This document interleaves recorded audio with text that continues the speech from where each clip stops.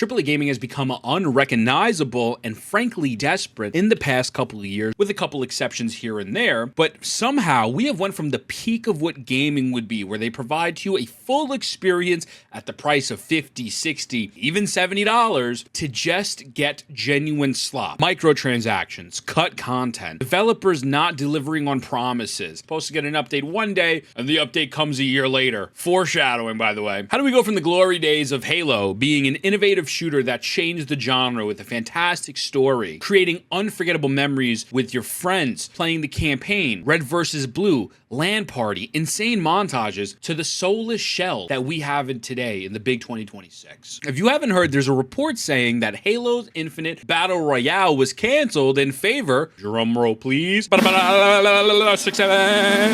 an extraction shooter. And the crowd goes mild. The dudes at the studio is like, we need to strike the iron while it's cold as possible. Are we dead ass right now, dog? Like, is what we're doing? Trend chasing is something that we've seen in many forms of media over the years, especially in gaming. Look at just as of recently with PUBG and Fortnite. PUBG Battlegrounds is what truly revolutionized the Battle Royale genre in 2017, where it allowed 100 people to drop onto the same map to see who is the last one standing. The map would progressively get smaller as the time would go on, which would force more engagements and not kind of promote a campy, boring playstyle, although some of y'all little bitches in this game and kind of do that anyways, but it's okay, I digress. But it made for a very fun gaming experience that always felt different. It was unique. Every drop will be different. I don't know what loot I'm going to pick up on the ground. Am I going to go against someone who's a hacker, a goat? Battle Royales truly felt special. And soon after, Fortnite released, and that brought Battle Royales to a whole new height, affecting gaming in so many ways. You were able to download Fortnite for free, hop into a match completely cross-platform with every other device that's able to play the game, having a unique building mechanic that allowed for more crackhead competitive gameplay for the super autistic people that love trains, monetization only being tied to cosmetics, not feeling that you were forced to buy anything. You would only buy a skin in Fortnite because you thought it looked cool. Everything else, with the exception of the PvE mode at the time, which really was whatever, was completely optional. Everything was free. There was nothing in Fortnite stopping your skill other than you being bad at the game. No pay for power, no pay for an advantage, unless I guess like you bought battle pass points. That doesn't really do much for you. Strictly cosmetics. We even had them create live events, and maybe they didn't create live events, but they're the ones that at least revolutionized live events, where you would log into Fortnite one day and you're seeing Eminem rapping, the Avengers fighting, Travis Scott is there. I mean, you're even able to pick up some of the Avengers items and use them in combat. It felt amazing to be the last one standing with everything going on, and every Fortnite update for quite some time felt like a moment in time. And due to the success of Fortnite, you would see games emerge such as Apex Legends in 2019, COD Warzone in 2020, little shitty battle royales like Realm Royale, Spellbreak, all taking the battle royale mechanic and putting their own twist on it because this was the cash cow. It's getting the most views and the most money, so it made sense to try to get their own version and get a piece of that pie. And now, in the present day, we're even seeing a rumor that Marathon might possibly make their last-ditch effort to make the game good by creating a battle royale mode, all because of the trend that was set these first two BR modes. So this is not something uncommon where we were seeing games and companies try to capitalize on what's happening, but the difference is extraction shooters are not battle royales. Arc Raiders, historically being right now the most popular extraction shooter, did fantastic for a very long period of time. Since Arc Raiders is doing so amazing, why shouldn't Halo jump on this bandwagon, right? Right? Oh, stop, please. The article with Halo states, this comes from reliable insider Mr. Rebs, who previously said that a Halo Battle Royale, which tied to the Infinite campaign narrative, was canceled in order to focus on the next Halo game. His latest report says that instead of a Battle Royale, which was supposed to be an oversaturated genre, now it's moving to another genre that is quickly becoming oversaturated, an extraction shooter. No, but like why? Like why is this the decision you want to make now? Halo Infinite in itself is already in a pretty atrocious place and has been struggling since launch. Halo Infinite launched on December 8th, 2021, but with tons of controversy, and rightfully so. Back in August 2021, 343, the main developers of Halo, explained that both the co-op campaign and Forge maps would not launch with the game, which is insane to think of. The two pillars of what made Halo so much fun, Forge maps and co-op campaign, you're gonna have to wait. I'm staring at the camera very long. The two main components helped develop the identity of the game and mold it into one of the biggest games ever, just not available. Some of the most fun in the Halo series is running the campaign with your friends, finding skulls and putting on the modifiers to make the game more hard, or just have confetti popping out everywhere, you know, moving your HUD from the screen. Obviously, the campaign is simply more than just playing with friends, but you have so much fun playing with either another person or up to 3 other people in the campaign runs. I mean, it makes it for a more social experience. You could play the story together, understand the narrative, think about it, gossip about it with your boys, and instead it's just like, I guess I'll go fuck myself. They're in the cuck chair and so am I. The campaign was promised to be released 3 months later after the launch of Halo Infinite, but didn't come out for almost a whole year, releasing on November 8th of 2022. A year to deliver what would be considered a feature that was in the base game back in the day is insane to me. Again, this is the situation of this game is undercooked.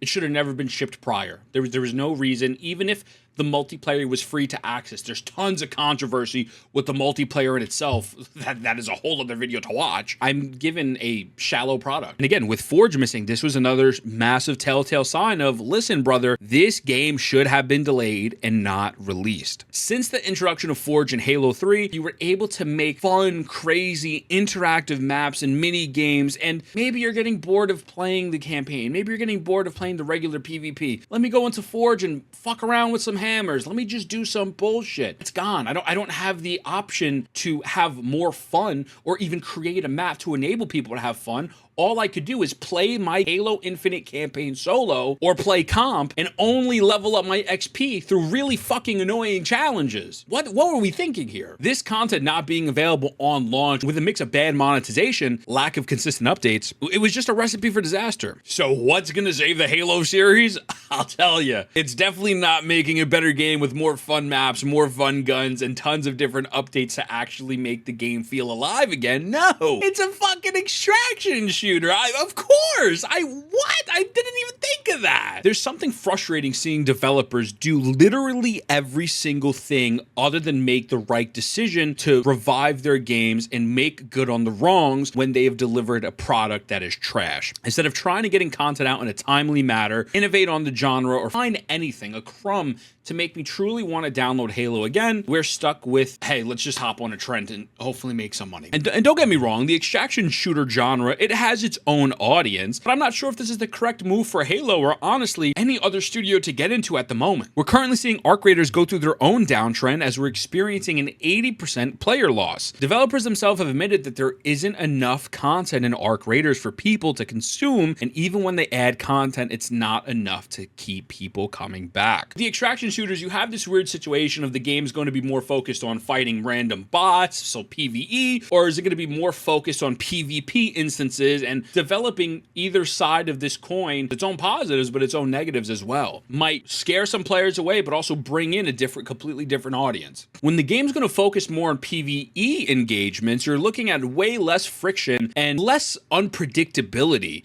right? A level of suspense that is kind of gone as opposed to fighting real enemies. You're not going to be on edge fighting a bunch of AI enemies in the open world, and even if, let's say, you're fighting a big mech in ARC Raiders, after you've done a couple runs, you're going to adapt to the AI, you're going to understand their movements, where to hide, where not to hide, what to do, what not to do, and it kind of just becomes second nature at that point. While on the other hand, PvP, again, has its own positives, but negatives. You know, it's going to increase the tensions and the suspense when every single run is going to be a mystery. Am I going to run into some sweat lord? Am I going to run into a lot of people? At the same time, while it's giving you more of a mystery box, it can be extremely frustrating coming across a well-coordinated team while you're either solo with a party of randoms, or if there's not enough players playing the game, you're seeing the same pool of people over and over again. It's very hard to try to fight under a squad of 3 or a well-coordinated group when it's just you and, you know, 2 autistic people next to your side. It's just impossible. A lot of casual players are probably going to get clapped a couple times and just hit a breaking point sooner due to the competitive nature and never log back in again. Where does the balance lie between a PvP and a PvE-centric extraction shooter? I don't know. I feel like we're not seeing, at least out of the newer titles with an ARC Raiders or a Marathon,